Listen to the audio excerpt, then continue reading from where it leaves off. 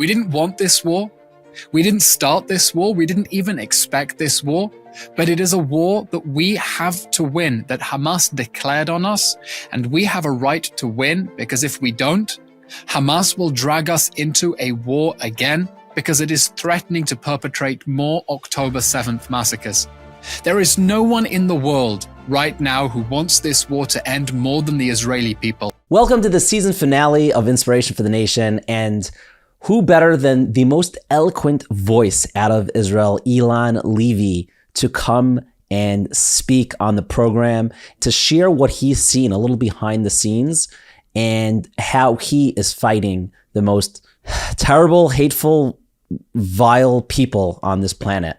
You'll also hear at the end of the episode a few of my thoughts on just living l'chaim as a whole, some things that I've never shared before that I want to. It's the season finale. I feel like it's the right time to share. And you'll also hear about 3 incredible opportunities, my friends at Twillery, which I'm actually rocking right now, and a discount code that we have for you, an awesome book from Mosaic Press that I know that you're going to love, and also the incredible opportunity you have to help the folks at Sinai Academy. You'll hear all about that. Now, let's jump right into my conversation with Eylon. I'm Yaakov Langer, and you're listening to Inspiration for the Nation. Thank you so much, Eylon. I know you're busy, and thank you so much for being here. And I want to get into what you're currently doing now. And I've seen so many interviews with you, but a little background. Can you tell me where you're from and how you got to where you are today? I'm originally from London. I'm a diaspora Jew, born to Israeli parents, but born and raised in London. When I finished my university studies, I said, it's now or never. I want to come and serve in the Israeli army. So I came on the last day of Operation Protective Edge, the war with Hamas in 2014. I served in the army. I started a career in media as a television news anchor. From there, I started working with the president of Israel, Isaac Herzog, as his foreign media advisor for the first 2 years of his presidency. And when the October 7th massacre happened, I was a private citizen. Like many people, woken up in the morning by the sirens, spending the first few days not understanding what to do with myself, how to be useful. And as part of the incredible mobilization of Israeli society, which bounces back more quickly from disaster than any society in the world, everyone started doing anything they could to be useful. And for me, that meant in just a week, becoming an official spokesman for the Israeli government somehow. Does that lead you to be nervous just jumping into the role? Obviously, you have some background in what you're doing, but it's such a critical role for what's going on in the world today. Does that scare you at all? It's a tremendous amount of responsibility. Suddenly, anything that I tweet can become a headline, Israel says. And sometimes that's a very good thing. It means if I tweet a response to a libelous Human Rights Watch report that accuses Israel of deliberately starving civilians in Gaza, while we have placed no restrictions on the entry of humanitarian necessities, that becomes Israel's official response in the CNN live feed. It makes it into the New York Times. It's a huge amount of responsibility, and you have to try to be calm, take a deep breath, keep everything in proportion. Thankfully, I've had enough years in front of the TV cameras as a TV journalist myself that it feels second nature being in a TV studio speaking into a camera. Other people might be more nervous if they have less experience. But I try to remember the gravity of the situation that we are in and the responsibility, and just, forgive the pun, tunnel vision in focusing on the mission we have, which is to destroy Hamas and bring back the hostages safe and sound. Often in interviews or even journalism, when it's a very intense interview where there's 2 people and each side is battling out, one side is trying to do everything they can to uproot the other side. And sometimes it's ironically what they try to do is the total opposite. I think of Jordan Peterson. I don't know if you know what I'm referring to. That famous interview where he just simply by just answering the questions was demolishing the woman, asking him those questions. And I feel like you had similarly kind of that moment with that journalist asking you those questions. What was going through your head at that time? And for those who didn't see it, which is probably, not even 10 people, could you just describe what happened in that moment? There's a range of interviews. There are some interviews that are very fair and the journalists understand the story and they want to get more facts. And there are other interviews, and I find it's more common in the British media than the American media, where they try to catch you on certain gotcha moments, to try to put you on the spot, to try to squeeze an embarrassing confession out of you or admit that you don't know something. And that can be very frustrating. What is also very frustrating is sometimes dealing with journalists who see the reality upside down. And it's a constant challenge to think, how do you push back on these questions and call them out for how outrageous the assumptions behind them are? When I tell a reporter that I hope he is hearing the voices from inside Gaza of the civilians who are beginning to express dissatisfaction with the Hamas terror regime, stealing aid, diverting aid into the tunnels. And he tells me, but you're not even giving them a chance to overthrow Hamas because you haven't stopped bombing them. I mean, how do you push back on that?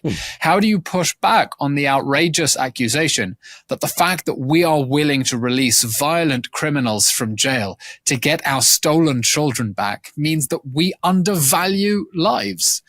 Sometimes you have to push back and challenge the insinuation or the assumption behind the question. And that's part of making our case. We need to present facts. We need to present our narrative. And we also need to call out when the question is coming from a place that has simply taken reality and turned it upside down. What would you say to someone who, sadly, is still on the fence? They're like looking at what's going on and they're like, well, we don't know if we're on Israel's side. What would you tell them? Obviously, you don't have like 15 hours to convince them, but like in a statement, what would you tell those people?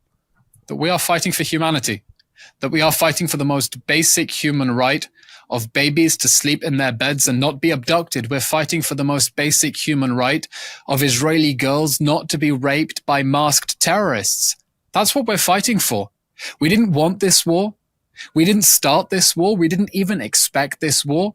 But it is a war that we have to win, that Hamas declared on us, and we have a right to win, because if we don't, Hamas will drag us into a war again because it is threatening to perpetrate more October 7th massacres.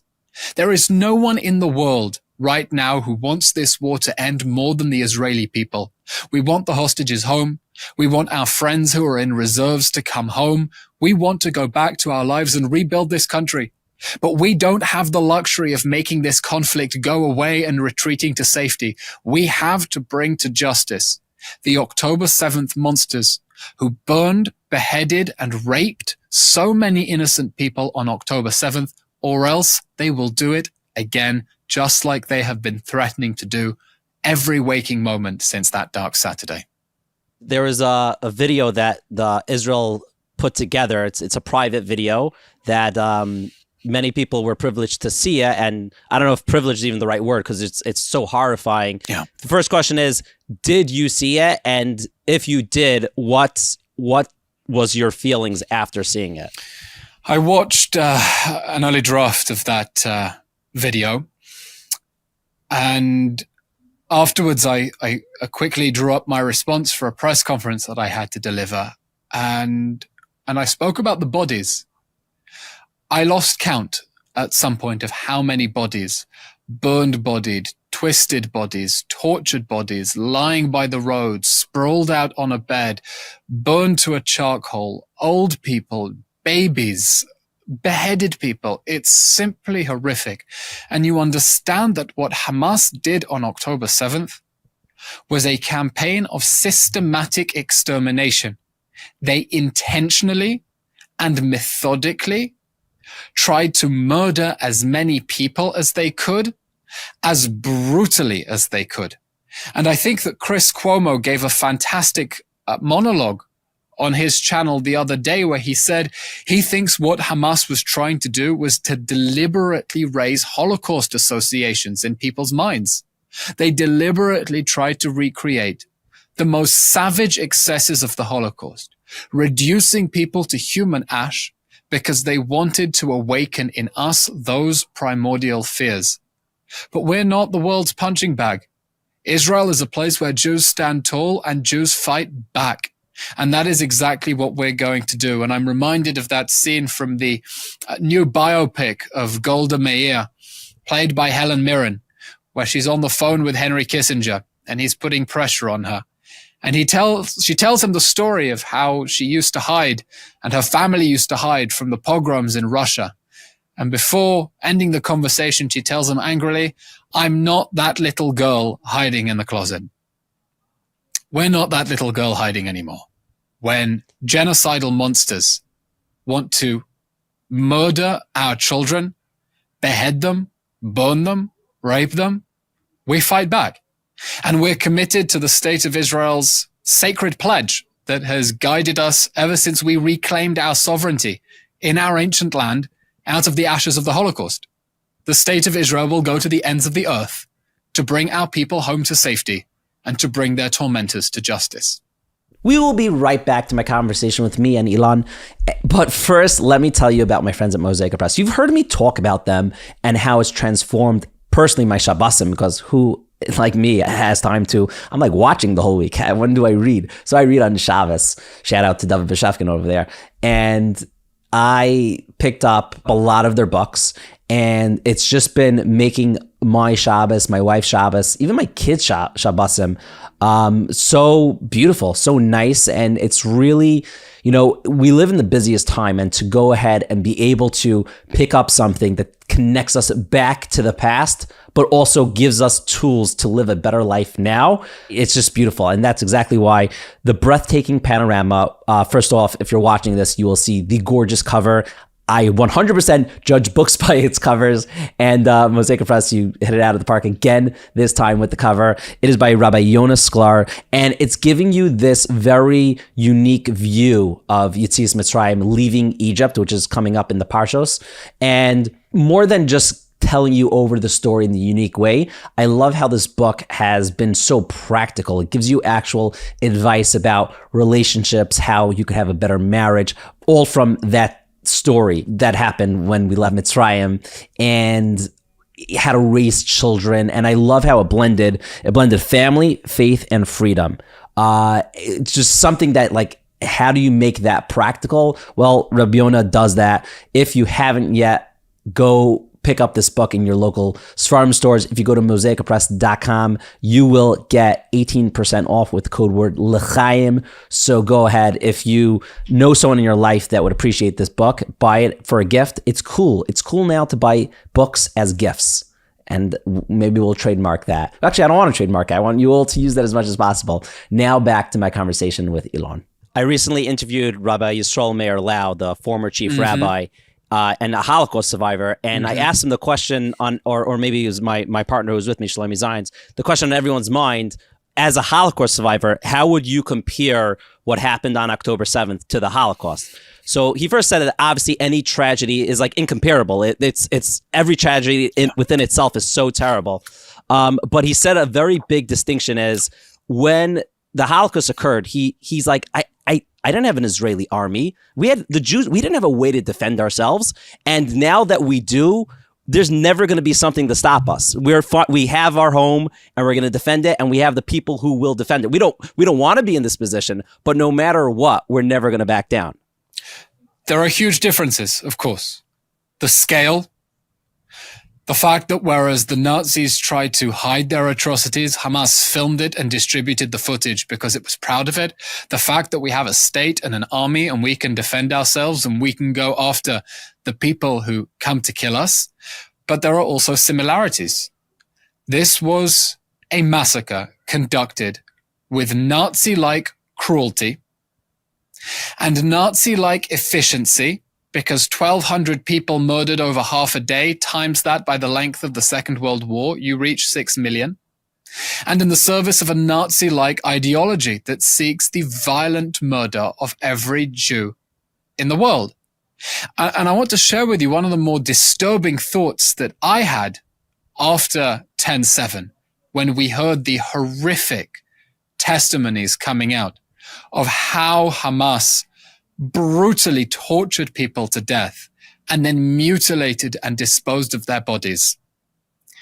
that for so long we have been used to thinking of the Nazis as an unparalleled level of evil. It was simply ontologically impossible for anything to approximate the evil of the Nazis, and therefore anyone who suggested comparing anything to the Nazis, that's obviously an outrageous accusation, because philosophically there can be nothing as evil as the Nazis.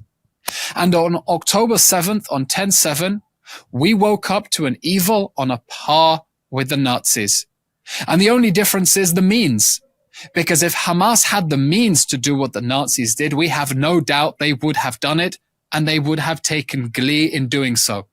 So how do we as the Jewish people continue now in a world in which the Nazis are no longer the ultimate symbol of evil?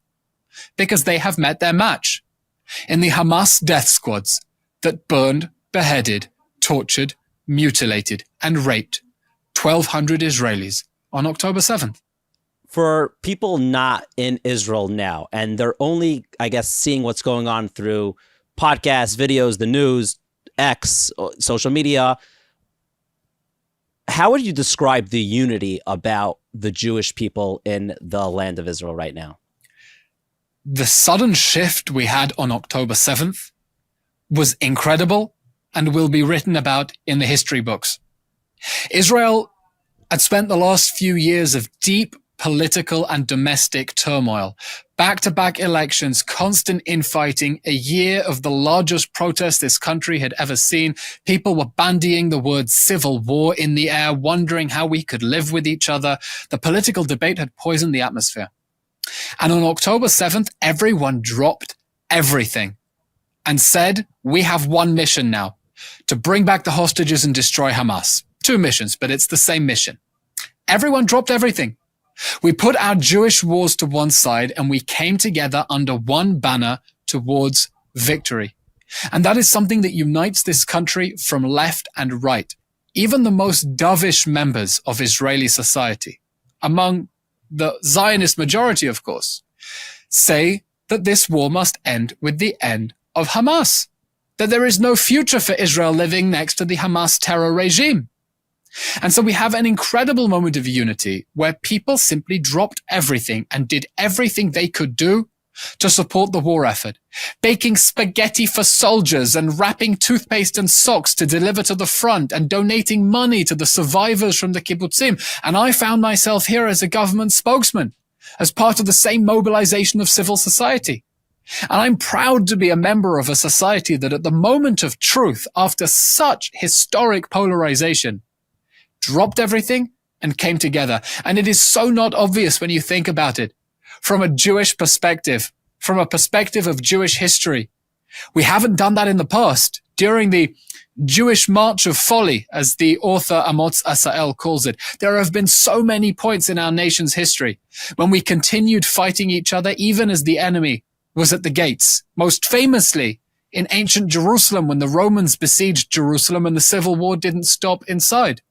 And we have bucked that historical trend now, that at the moment of truth, we dropped everything and we came together to face the common enemy that wants us all dead.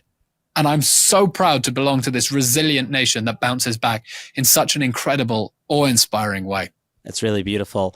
Coming along with being the spokesman is a lot of people looking to hear what you have to say, and that comes with a lot of haters. How do you deal with the hate mail and I'm sure the death threats and all the negativity and just horribleness aimed at you?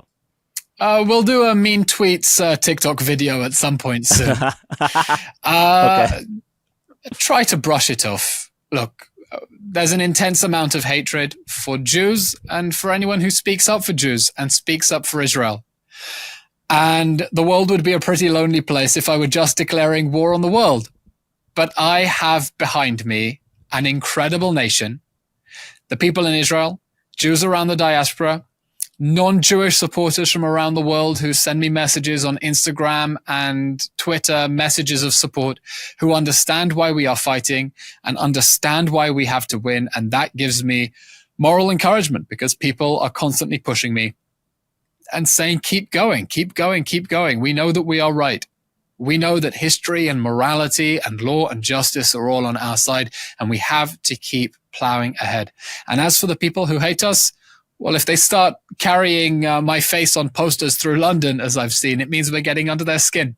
And it means we're doing our job properly, because we fight back and we push back. And we do that in the kinetic war, and we do that in the information war as well. You come after us, and we are coming after you too.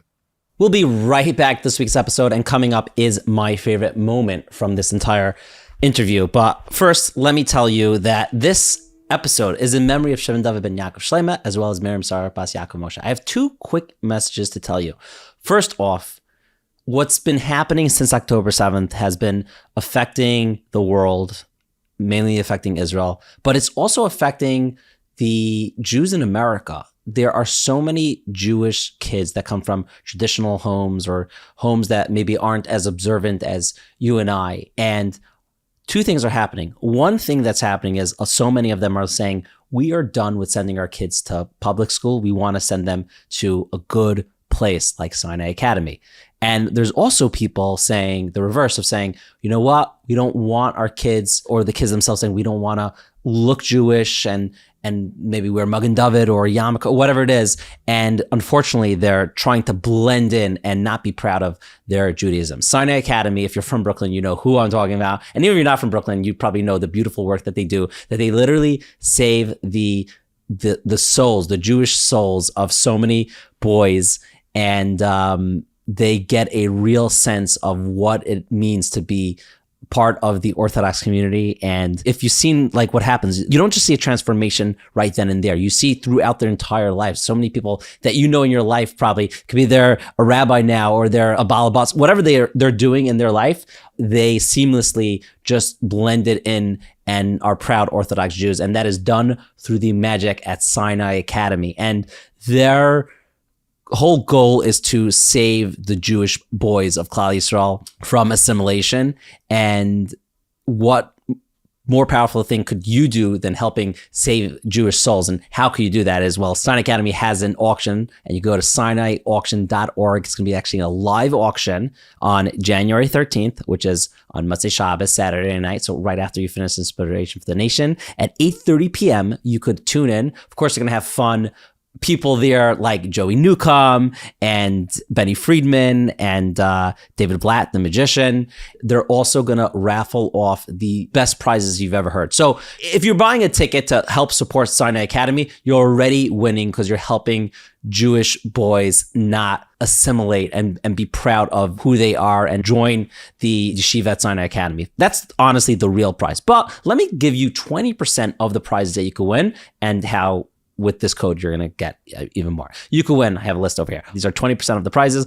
$100,000. You could win a 3-year Nissan car lease. You could win a spot at the Care Roundtable. You could win wigs. And when I say wigs, no, they're not raffling off one wig. They're raffling off multiple wigs. You could win tons of jewelry, trip to Orlando, trip to Israel, custom suits by Fino. Again, this is only 20% of the things that you could win. Go on to their website, sinaiauction.org, to see there. But if you are an Inspiration for the Nation listener, if you put in the code DOUBLE4, that's DOUBLE, number 4, double 4, you will double your chances. So if you buy 2 tickets, you're going to get basically 4 tickets, and any ticket that you put in is going to double. So why not use that code? It's a free code to use, so go ahead and use the code. Double 4 at Sinai Academy, and help the Jewish boys be proud of being Jews. And listen, even if you don't do Kiruv, here is your opportunity to be a part of that force that is doing Kiruv and bringing closer our brothers and sisters. Right before we get back to this week's episode, I am rocking right now the Twillery short sleeve button down shirt. Right before I started this episode, my friend, a Twitter celeb, texted me, I'm about to order the pants. What's the code? I'm like, the code is INSPIRE when you spend $139 and it's your first time. And I ask you all to go and use the code, because if you want to step up your game with wearing clothing that not just that you look good in, but you also feel good in it. It's important to feel good in the clothing you wear. But more than that, it's also clothing that lasts a long time. I've said this over and over. My pants from Twillery are more than 5 years old. I wear them every day. I have to switch them more often. But I'm just so comfortable with them. I'm like, I just wore it yesterday. I'm going to wear it again today. And you've seen the Air suit. You've seen me talk about their suits. If it was up to me, I would just wear their short sleeve button down shirts that I'm wearing now. This is like a black version of it. They're so cozy and also like great access for tefillin. Also, it looks like I have muscles. I don't have muscles, but the shirt makes me look kind of like I do. Look good, feel good. Use code word INSPIRE for Twillery. Now back to my conversation with Eylon. So typically what's happened when Israel had to defend itself, it was a very physical war. Like, okay, so the attackers come in, we're going to defend ourselves, and we've won every single time, thank God. But right now, what's going on, there's also this digital war. I mean, I see, T4 over here, but Living L'Chai, and we've been posting since October 7th. We've racked up over 500 million views on YouTube alone. Amazing. Of just trying to be positive. Amazing. But the amount of, thanks so much. But the amount of like pro-Palestinian and pro-Hamas rhetoric out there is just overwhelming. I'm in America and like I feel the hate. How would you suggest is the best way for us to fight back? We are David against Goliath in the information war. The fact is there are only 16 million Jews. Not all of them are with us. And so many more Arabs, so many more Muslims, so many more people who are automatically receptive to the Palestinians' message. We are outnumbered and outgunned in the information war. And that's why we have to fight back extra hard. We have to push back against the hate. We have to push back against the lies. And sometimes it feels like playing whack-a-mole, tack, tack, tack, tack, tack, tack, tack, trying to get rid of all the lies at the same time. And sometimes we are drowned out simply by numbers. It's important to remember that social media doesn't reflect the real world, however. It reflects a certain part of public opinion. And I saw an illuminating study by the pollster Frank Luntz that suggested that one of the best predictors of whether people are going to be pro-Hamas is whether they tweet every day. There is a direct correlation between being pro-Hamas and being an active social media user. And Twitter is not the real world. And despite all the hate we get on social media, I know that when I go into an interview, I'm not speaking to the Twitter cesspit. I'm speaking to the ordinary people at home watching TV while they're doing the dishes and the kids are playing with their Lego or whatever, who would never allow their country to come under the savage and barbaric attack that we faced on October 7th, who would expect their country to go to the ends of the earth to bring back hostages and to bring those terrorists to justice. And we're talking to them and communicating our story, that all we want is the rights that every normal citizen in every normal country has. Nothing more and nothing less. We don't think it's a lot to demand, and we think that people understand it. I know you just have a few more minutes, but I want to ask you a few more questions. Is there a story that happened since October 7th that gives you chizuk, that inspires you? We've had so many stories of the atrocities of October 7th and victimhood, but also some incredible stories of heroism.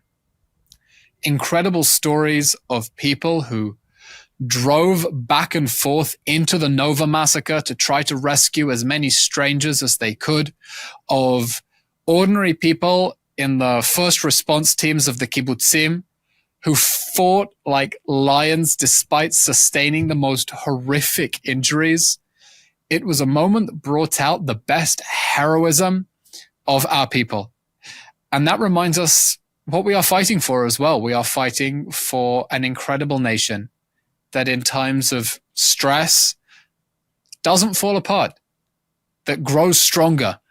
And I hope that we will emerge from this war stronger as well. And I mean that not only as Israeli society, the whole Jewish world, that this will be a moment that will remind us how much we are in the same boat. And, I don't remember chapter and verse from the Talmud, but you pinch one hand and the other hand feels it too.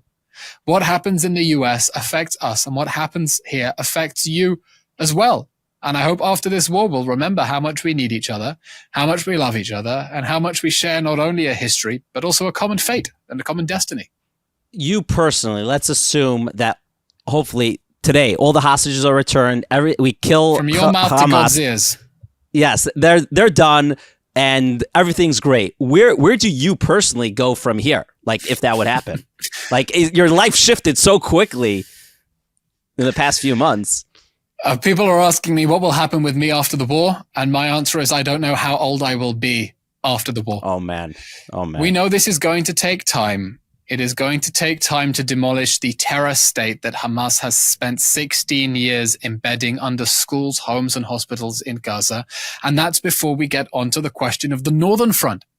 At the moment, we are warning Hezbollah that if it drags us into a full-scale war, it will be making the mistake of a lifetime. And the consequences for Lebanon will be severe. And in the face of its systematic violations of UN Resolution 1701, unless there is an effective diplomatic solution, we will continue making preparations to repel the threat to our home front of hundreds of rockets that have fallen in northern Israel and whole communities that have been evacuated from the border because we can't take the risk of Hezbollah pulling off a 10-7 massacre along that border with Lebanon. And it takes two to tango, and we'll have to see what happens on the northern border. So obviously, I hope that this situation will end soon, but this situation will end when it has to end, when we have eliminated the threat from Hamas, when we have repelled the threat from Hezbollah, because we simply cannot afford to finish this in the middle. We cannot afford to finish in the middle and retreat to safety somewhere, because there is no retreating to safety somewhere. We're fighting against a brutal terror state that wants us all dead and has shown the brutality and cruelty it is happy to use if given half a chance. And we can't leave it even a quarter of a chance. From your position, seeing how vile the UN has been, I mean, they've always been bad, but especially in the past 2+ months, what is your opinion of the UN? The UN has been awful. Its officials are covering up for the fact that they are covering up for Hamas.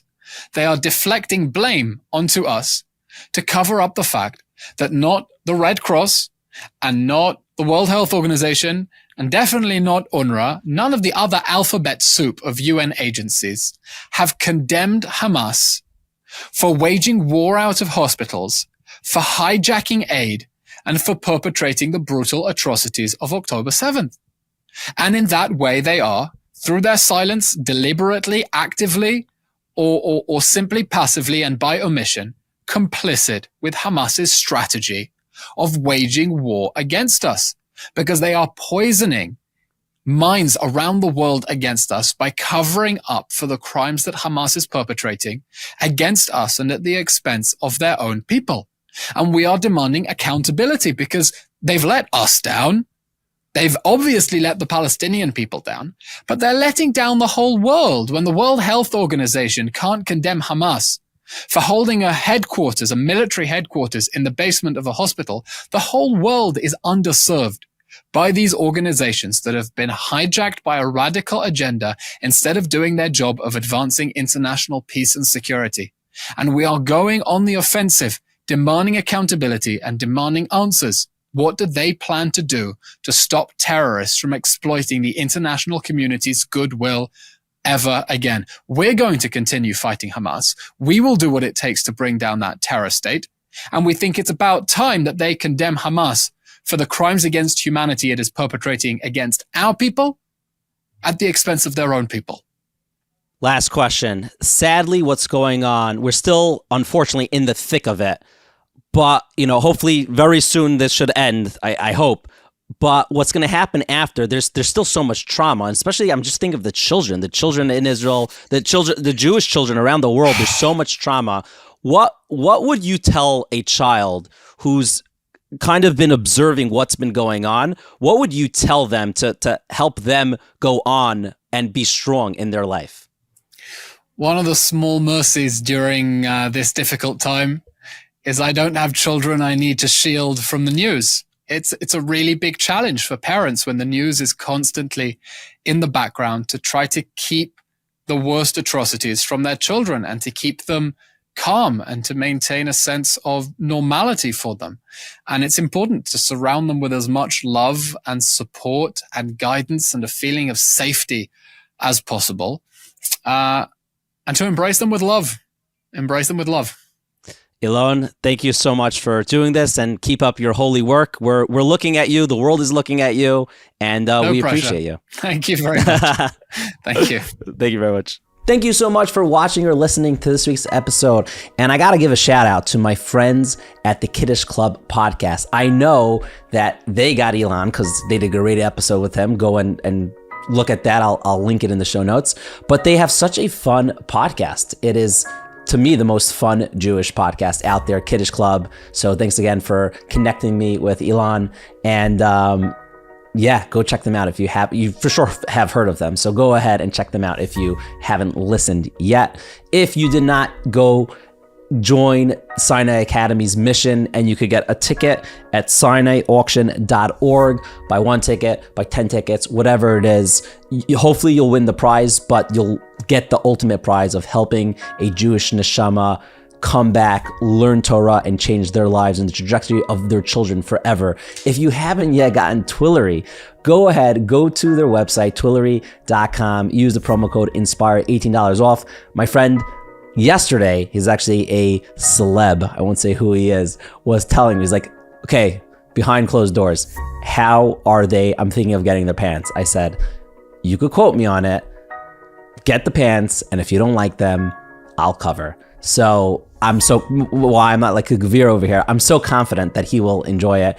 And last and certainly not least, go to mosaicapress.com and you can use the code L'chaim for 18% off on honestly any of the books as of this is running. So I don't know how long this will last for. So go ahead, but most importantly, get The Breathtaking Panorama by Rabbi Yonah Sklar. You're gonna love it as much as we did over here at Living L'chaim. Okay, now getting into the, I guess, idea that I want to share with you. When we started this year, I think we were at around 100,000 subscribers on YouTube.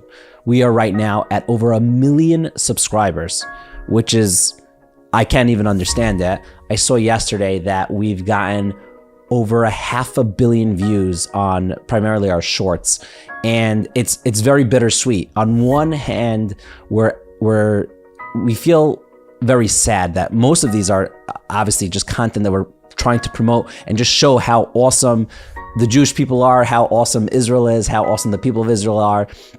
And we have a lot of PR against us, and we know it's our mission. We're the biggest Jewish YouTube channel, I think, at this point, and it's our mission to just promote. Right now, at first we're promoting like the wisdom and maybe in an entertaining way, just Jewish culture and thoughts and ideas. But right now we're trying to defend the state of Israel and just Jewish pride as a whole. We're very happy to be Jewish, and we feel lucky and proud, and we feel very sad that a lot of our views has come from the aftermath of such a horrible event, and there's still so many hostages.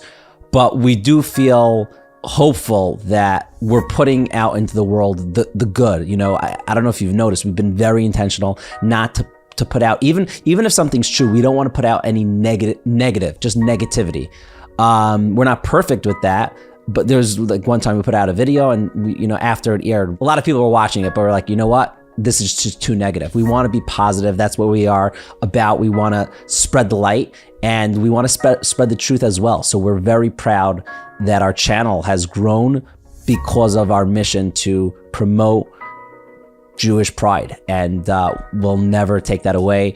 And we owe all of this to you. I mean, we thank you, Hashem, obviously, but people like you who watch our episodes, who hit the like button, by the way, hit like on this video, who comment. I mean, we've seen such incredible conversations come out just within the YouTube comments or Spotify comments, and obviously it helps promote the video, but also it helps give a dialogue. We've seen so many places that the dialogue is not fair, and I've personally seen on TikTok, like so many videos just get put into a jar that's labeled bad, and it will not get promoted to people. But thank God we at this, also big thank you to YouTube. We have so much opportunity to have more dialogue, more truthful dialogue. So every time you like a video that is not just doing us wonders, it's also helping the Jewish people and also the world. Like, we're just here to try to promote truth. And also, of course, if you leave comments and just continue the conversation, like, we're maybe the megaphone, but we're not the only people in the room, and there's so many great voices out there, and we will not stop. It's just the beginning for us. We have I'm going to a meeting after this, maybe 6 news shows as of next year. So if you haven't yet subscribe to our YouTube channel, share it with friends and family or your enemy. Show it to them, show them the truth. And thanks for coming on the ride with us. This is just the beginning. Remember, inspiration is everywhere. L'chaim. Living L'chaim.